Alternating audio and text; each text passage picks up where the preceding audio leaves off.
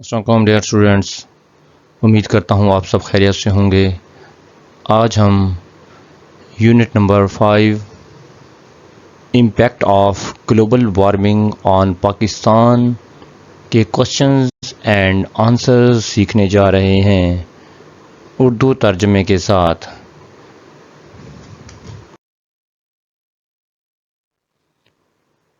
Questions and answers with in the unit.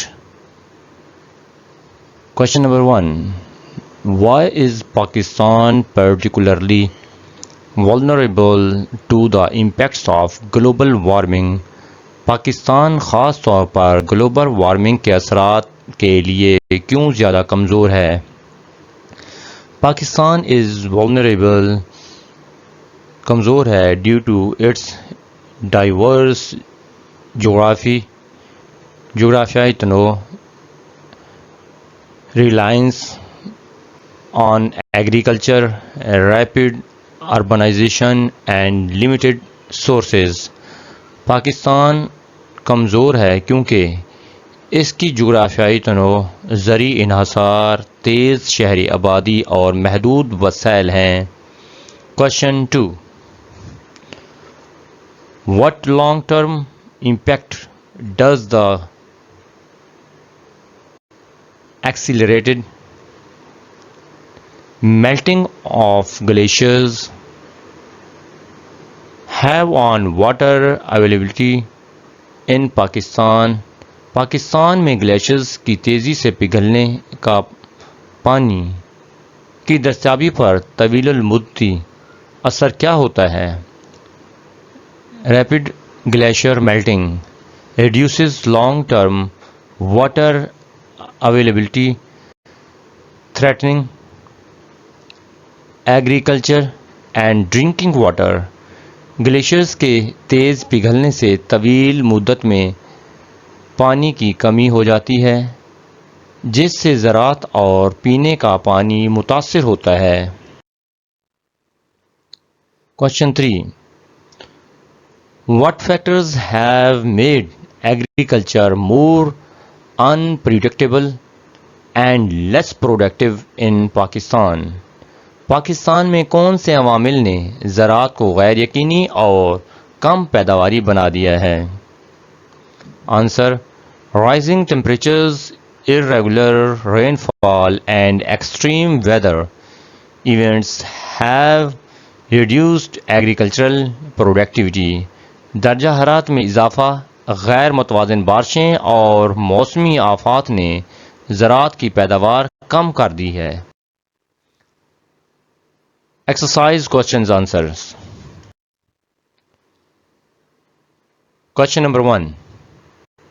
What make Pakistan particularly vulnerable to the impacts of global warming? Pakistan کو global warming کے اثرات کے لیے خاص طور پر کمزور کیا بناتا ہے؟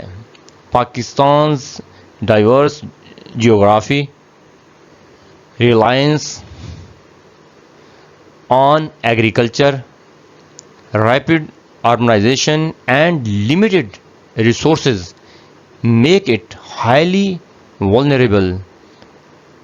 پاکستان کی جغرافیائی تنوع، زرعی انحصار، تیز شہری آبادی اور محدود وسائل اسے کمزور بناتے ہیں۔ Question number 2. How does rising temperature affect urban areas like Karachi? بڑھتا ہوا درجہ حرارت کراچی جیسے شہری علاقوں کو کیسے متاثر کرتا ہے؟ Rising temperatures cause deadly heat waves in urban areas like Karachi, worsened by poor infrastructure. بڑھتا ہوا درجہ حرارت کراچی جیسے شہروں میں مہلک ہیٹ ویوز پیدا کرتا ہے، جسے ناقص انفراسٹرکچر مزید بڑھاتا ہے۔ Question 3. What is the connection between glacial melting and water scarcity in Pakistan? Pakistan میں گلیشیئرز کے پگھلنے اور پانی کی کمی کا کیا تعلق ہے؟ Glacial melting first causes floods and later reduces river flows leading to water scarcity. Glaciers کے پگھلنے سے شروع میں سیلاب آتے ہیں مگر بعد میں دریاؤں میں کمی ہو کر پانی کی قلت پیدا ہوتی ہے. Question 4. What are extreme weather events becoming more frequent in Pakistan? Pakistan میں شدید موسمی واقعات زیادہ کیوں ہو رہے ہیں؟ Extreme weather events are increasing due to changing atmospheric conditions from global warming. شدید موسمی واقعات میں اضافہ گلوبل وارمنگ سے بدلتے ہوئے فضائی حالات کی وجہ سے ہو رہا ہے. Question 5. How does global warming impact Pakistan's agriculture? Global warming Pakistan کی زراعت کو کیسے متاثر کرتا ہے؟ It reduces crop yields by altering rainfall, increasing temperatures and causing pest outbreaks. یہ بارشوں کی تبدیلی، بڑھتے درجہ حرارت اور کیڑوں کے حملوں سے فصلوں کی پیداوار گھٹا دیتی ہے. Question 6. Why is it important for Pakistan to implement the heat wave management plan under SDG 13? Pakistan کے لیے SDG 13 کے تحت ہیٹ ویو مینجمنٹ پلان پر عمل کرنا کیوں ضروری ہے؟ دا پلان ہیلپس مدد کرتا ہے save lives by providing early warnings and public awareness against deadly heat views.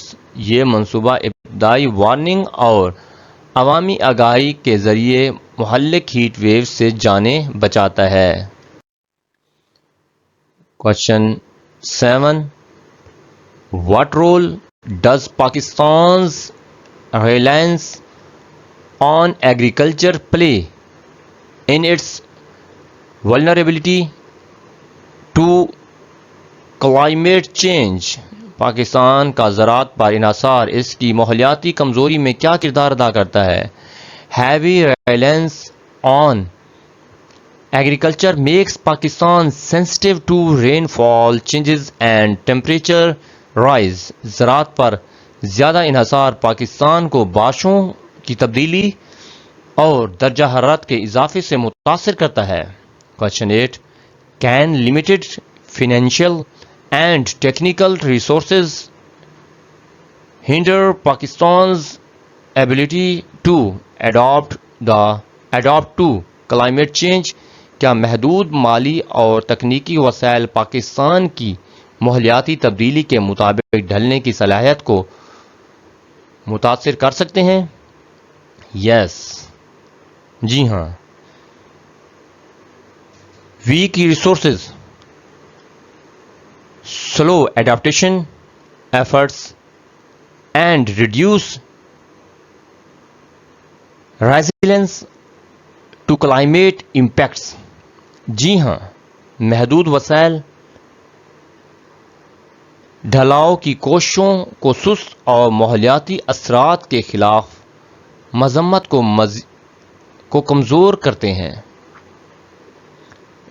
Dear students, امید کرتا ہوں کہ یہ کوشچن آپ کو اچھے طریقے سے سمجھ میں آ گئے ہوں گے. اگر آپ نے میرا چینل سبسکرائب نہیں کیا تو سبسکرائب کریں. لیکچر اچھا لگا ہے تو لائک کریں، کمنٹ کریں اور اپنے دوستوں کو شیئر کریں. Thank you. انشاءاللہ نئے لیکچر کے ساتھ کل ملیں گے. اللہ حافظ.